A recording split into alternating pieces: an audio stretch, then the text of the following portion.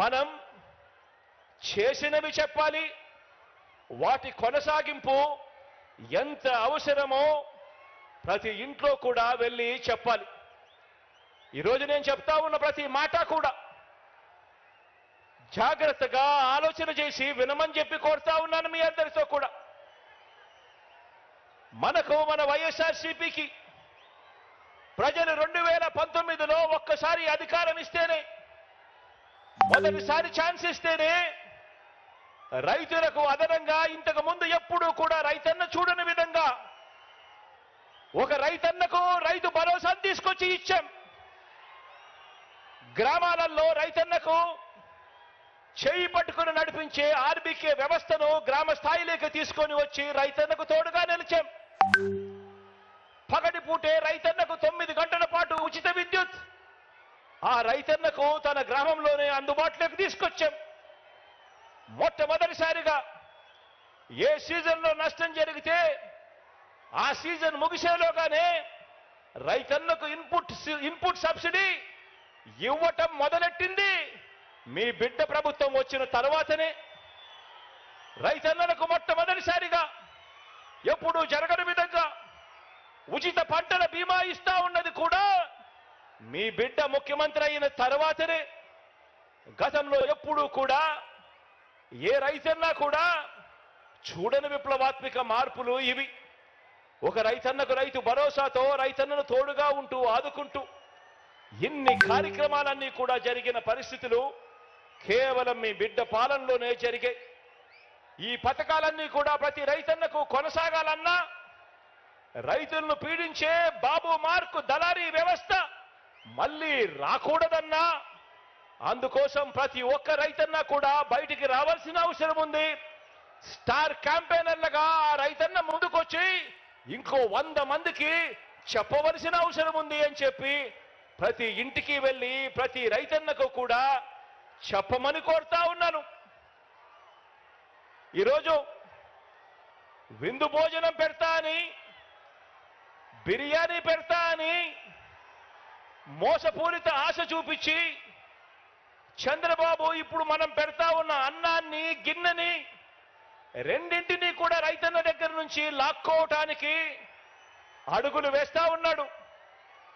గతంలో ఇదే పెద్ద మనిషి చంద్రబాబు నాయుడు గారు తాను బేషరతుగా చేస్తానన్న 87,612 కోట్ల రూపాయల రుణమాఫీని ఓ మోసంలా ఎలా మార్చాడో ప్రతి రైతన్నకు కూడా గుర్తు చేయాల్సిన అవసరం మనలో ఉన్న ప్రతి కార్యకర్తకు ఉంది.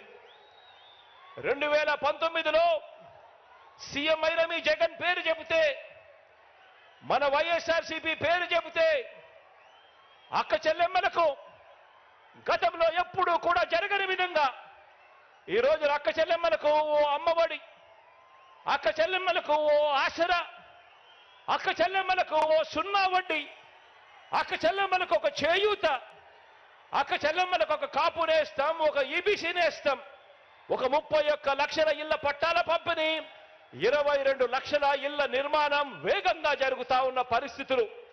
ప్రతి అక్క చెల్లెమ్మ ఫోన్లోనూ ఒక దిశ యాప్, ఆ ప్రతి అక్క చెల్లెమ్మకు తోడుగా ఉండేందుకు అదే గ్రామంలోనే ఓ మహిళా పోలీస్. ఇవన్నీ కూడా గతంలో ఎప్పుడూ జరగని విధంగా మీ బిడ్డ ముఖ్యమంత్రి అయిన తర్వాతనే ఇవన్నీ కూడా అడుగులు పడ్డాయి, జరుగుతా ఉన్నాయి. ఇవన్నీ కూడా ప్రతి అక్క చెల్లెమ్మకు కొనసాగాలంటే, మహిళా సాధికారతకు ఇంతగా అండగా ఉన్న జగనన్న ప్రభుత్వానికి ప్రతి ఒక్కరూ కూడా అండగా నిలవాలని, ఫ్యాన్ గుర్తు మీద ఓటు వేయాలని, మరో 100 మందికి అక్క చెల్లెమ్మ వెళ్ళి స్టార్ క్యాంపెయినర్గా ఓటు వేయించాల్సిన బాధ్యత ఉంది అని గడప గడపకు వెళ్ళి ఆ ప్రతి అక్క చెల్లెమ్మకు కూడా చెప్పాల్సిన అవసరం ఇక్కడ ఉన్న ప్రతి కార్యకర్తకు, ప్రతి అభిమానికి, ప్రతి వాలంటీర్కు ఎంతైనా ఉంది అన్నది గుర్తు పెట్టుకోమని కోరుతా ఉన్నాను. ఆ ప్రతి ఇంటికి వెళ్ళినప్పుడు ఆ అవ్వ తాతల చిరునవ్వుల మధ్య వాళ్ళందరికీ కూడా ఒక్క మాట చెప్పండి. ఆ అక్క చెల్లెమ్మలకు చెప్పండి, ఫ్యాన్ ఎప్పుడు ఇంట్లోనే ఉండాలి, ఫ్యాన్ ఎప్పుడు ఇంట్లోనే ఉండాలి, సైకిల్ ఎప్పుడు బయటే ఉండాలి, తాగేసిన టీ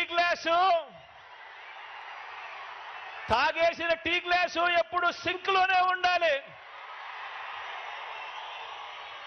ఆ అక్క చెల్లెమ్మలకు మీరంతా కూడా ప్రతి ఒక్కరికి కూడా అర్థమయ్యేలా చెప్పండి. ఇక మన పిల్లల చదువుల విషయానికి వస్తే, మన పార్టీ పేరు చెబితే, మీ జగన్ పేరు చెబితే గవర్నమెంట్ బడికి వెళ్లే పిల్లలకు గతంలో కూడా ఎప్పుడు చూడని విధంగా ఒక ఇంగ్లీష్ మీడియం, ఆ గవర్నమెంట్ బడులకు వెళ్లే పిల్లలకు ఓ విద్యా కానుక, ఓ గోరుముద్ద, బాగుపడతా ఉన్న స్కూళ్ళు నాడు నేడుతో టెక్స్ట్ బుక్స్ గా ఒక పేజీ తెలుగు మొట్టమొదటిసారిగా ఆ పిల్లలు వెళ్తా ఉన్న ఆ క్లాస్ రూములు, ఆ ప్రతి స్కూల్లో ఉన్న ప్రతి క్లాస్ రూము కూడా 6వ తరగతి నుంచి ఆ పైబడిన ప్రతి క్లాస్ రూమ్ లోనూ కూడా ఈరోజు డిజిటల్ బోధనతో ఐఎఫ్పి ప్యానెల్స్ తో ఈరోజు క్లాస్ రూమ్స్ అన్ని కనిపిస్తా ఉన్నాయి. మొట్టమొదటిసారిగా సబ్జెక్ట్ టీచర్ కాన్సెప్ట్ బడులలో ప్రవేశపెట్టడం జరిగింది. మొట్టమొదటిసారిగా టోఫుల్ను సైతం ఈరోజు క్లాస్ రూమ్లలో బోధన చేయడం జరుగుతూ ఉంది. మొట్టమొదటిసారిగా పిల్లలందరికీ కూడా సిబిఎస్ఈ నుంచి ఐబీ వరకు కూడా ఈరోజు ప్రయాణం సాగుతా ఉంది. ఇక పెద్ద చదువులు చదువుతా ఉన్న పిల్లలకు మొట్టమొదటిసారిగా ఏ క్వార్టర్లో ఉన్న ఫీజులు ఆ క్వార్టర్ అయిపోయిన వెంటనే ఆ పిల్లలకందరికీ కూడా ఆ తల్లుల ఖాతాల్లోకి పూర్తి ఫీజు రీయింబర్స్మెంట్ వేస్తూ విద్యా దీవెన, వసతి దీవెన, జాబ్ ఓరియంటెడ్ గా కరికులంలో చదువుల్లో మార్పులు, ఆన్లైన్ వర్టికల్స్ చదువులతో అనుసంధానం, ఇవన్నీ కూడా ఆ పిల్లలకు, ఆ తల్లిదండ్రులకు వాళ్ళ ఇంటికి వెళ్ళినప్పుడు వాళ్ళని అడగండి, మన బడులు కానీ మన పిల్లల చదువులు కానీ ఇంతకు ముందుకు ఇప్పటికీ తేడా ఎంతగా ఉందో గమనించమని చెప్పి ప్రతి ఒక్కరిని కూడా అడగండి. ఆ తల్లిదండ్రులకు, ఆ పిల్లలకు మీరు వెళ్ళిన చెప్పినప్పుడు అడగండి. ఇవన్నీ కూడా కొనసాగాలి అనంటే